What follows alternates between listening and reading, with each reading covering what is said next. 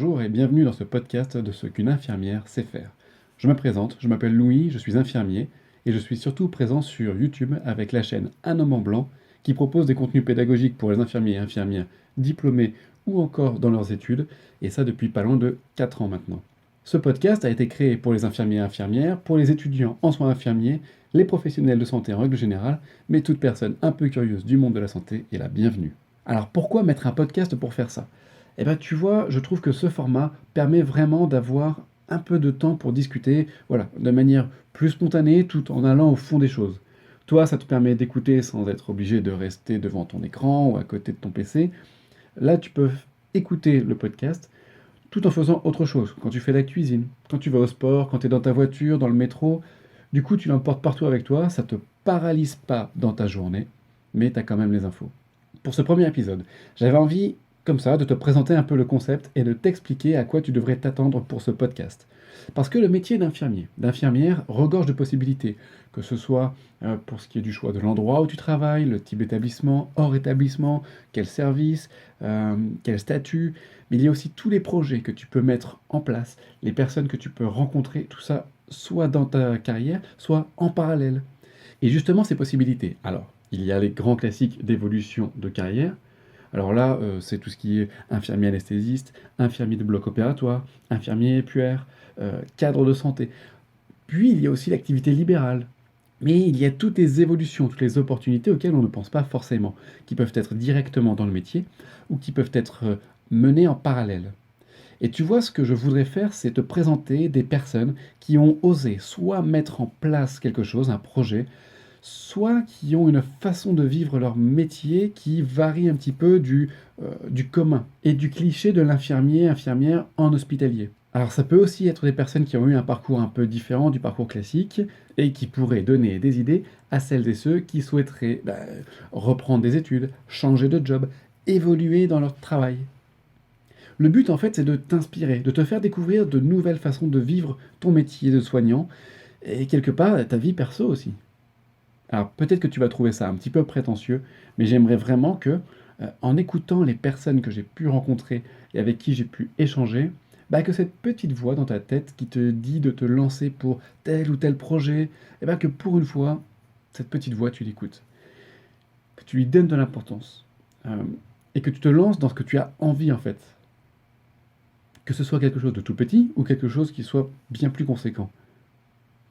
Alors quand je te dis de te lancer, bien sûr, il ne faut pas le faire n'importe comment, il faut que tu te sois renseigné, il faut que tu te sois préparé pour éviter les erreurs bêtes, les erreurs facilement évitables, pour éviter de tomber un petit peu dans les pièges du débutant. Mais à un moment, il faudra bien arrêter de repousser l'échéance, et oui, il faudra commencer. Parce que tu auras beau faire le plus chouette des projets, si à un moment tu ne passes pas à l'action, tu feras jamais rien. Et tu vivras finalement dans le ouais, si j'avais fait ça, si j'avais osé, ouais, c'est dommage quoi. Donc, une fois que tu as pesé le pour et le contre, et que tu te seras le plus préparé possible, même si je suis d'accord avec toi, on ne l'est jamais complètement, hein, il faut que tu te lances. Commence. Et ne t'arrête pas, surtout, ne t'arrête pas aux premières difficultés. Si tu vois des murs se dresser devant toi, peut-être que plutôt que s'entêter à vouloir casser le mur, peut-être que tu peux contourner le mur, contourner le problème. Et puis, si je me permets de te tenir ce discours, c'est parce que un jour, justement, et là je vais te raconter un petit peu mon histoire perso, hein, donc je te parle de ce que je connais. Un jour, je travaillais déjà, j'étais dans la rééducation, dans le monde de la santé et du handicap. Mais bon, voilà, je me suis posé, je me suis dit, ah, voilà, infirmier, c'est vraiment le métier que je veux faire. C'est ce que j'aurais dû faire depuis longtemps. Maintenant, comment y arriver? Et ça pose pas mal de questions, hein, ça pose pas mal de problèmes, même parce qu'à ce moment-là, tu remets en question ton mode de vie, ton confort, tu dois, en plus de ton boulot, préparer le concours d'entrée. Bon, aujourd'hui, le concours, il a été supprimé, mais à l'époque, il fallait, en parallèle de son travail, voilà, préparer le concours. Mais en plus, tu dois réfléchir à comment tu vas faire financièrement pour tenir les 3 années de formation, comment tu vas t'organiser au niveau de la famille, comment tu vas t'organiser au niveau du matériel. Je te garantis, ça ne va pas se faire tout seul. Il y a quand même pas mal de moments où tu vas te poser la question, est-ce que vraiment ça va fonctionner? Est-ce que vraiment ça va le faire? Ou est-ce que tu ferais pas mieux de lâcher le truc? Et de rester dans ce que tu sais déjà, dans voilà, la situation dans laquelle tu es déjà, de ne pas prendre de risques, de rester quelque part un petit peu dans ton confort, entre guillemets, et puis en cherchant des infos à droite à gauche, en regardant un petit peu les histoires de personnes qui ont déjà fait ça avant toi, ou qui préparent le même projet que toi en même temps, eh ben, tu peux trouver des idées, tu peux te remotiver. Et si c'est vraiment ce que tu as envie de faire, si c'est vraiment ancré en toi, tu vas trouver une solution. Parce que ça, pour trouver des excuses, le cerveau, il est très fort. Lui, il fait son job, hein. Son job, c'est de te protéger, c'est de te mettre en sécurité, que tu restes dans une zone un peu safe, quelque chose que tu connais, quelque chose que tu maîtrises. Mais t'inquiète pas, je suis sûr qu'en posant les choses à plat, tu vas trouver une solution. Quitte à ce que ce soit un peu repoussé dans le temps, histoire de faire les choses correctement. Du moment que c'est juste reculer pour mieux sauter, et pas juste remettre à demain encore et encore. Et puis surtout, à un moment, tu te lanceras. Et puis tu verras, même si c'est vrai qu'il y a des démarches à faire, qu'il y a du boulot à fournir pendant la formation, c'est normal, mais il y a vraiment des personnes qui sont là pour t'aider. Il y a des solutions à de très nombreux problèmes qui peuvent paraître insurmontables au début, et finalement, une fois que c'est passé, tu te diras, finalement, c'était pas si difficile, c'était pas si terrible que ça. Et puis rester dans un job qui te plaît pas.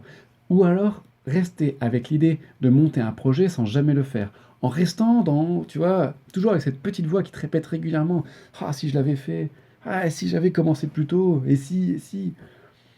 Donc si tu as envie de te lancer, de démarrer quelque chose, de changer quelque chose qui ne te plaît pas, mais vas-y quoi. Vas-y, bon sang, lance-toi. Tu vas voir que la confiance en soi, moi j'avais pas du tout confiance en moi au début, hein.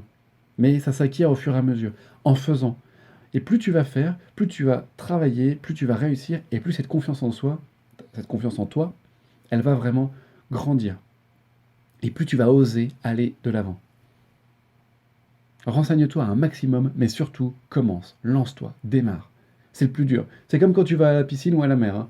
Le plus dur, c'est de plonger dans l'eau. Une fois que tu y es, c'est cool. Et c'est pour ça que je vais inviter pas mal de monde. Des personnes qui ont soit repris des études, soit créé leur job, soit qui vivent leur travail de manière complètement différente, soit qui ont un projet de vie, un projet professionnel dingue, et qui vont venir un petit peu pour en discuter, pour pouvoir partager leur manière de vivre leur job. Et c'est vraiment sur ça que je voudrais terminer ce podcast. N'aie pas peur, la confiance, même si tu l'as pas tout de suite, je peux te garantir que ça va arriver au fur et à mesure de ce que tu vas faire. Et que le plus important, c'est la première marche, c'est le début, il faut commencer. Et donc voilà, c'est sur ça que je vais m'arrêter. Donc une dernière chose avant de partir, j'ai vraiment besoin que tu me dises ce que tu penses de ce podcast. Que tu laisses une note sur iTunes, SoundCloud, la plateforme sur laquelle tu as téléchargé le podcast.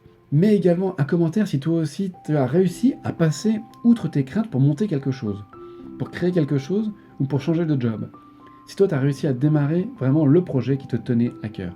Et s'il y a des thèmes que tu voudrais aborder, n'hésite pas, tu me laisses pareil un petit commentaire. Et puis on se retrouve dans 2 semaines avec le premier invité. À très vite.